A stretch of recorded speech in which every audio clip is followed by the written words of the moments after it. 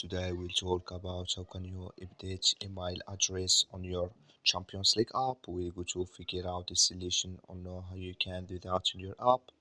So you just follow these ways, then it's going to work with you. All you have to do in verse, you just go here above your photo profile, click on it. So then it's going to take you to this list. It's going to show for you like this. Then all you have to do next, so you just click here on account settings, just click on it. So then it's going to take you to next here, just waiting to open with you like this here. Then you go down, you come here to update email address. So then you come to next here. So then here can you change your email, just click here on send code. So then automatically it's going to send with you here your code to change your email here, add your email, and you click here on send a code.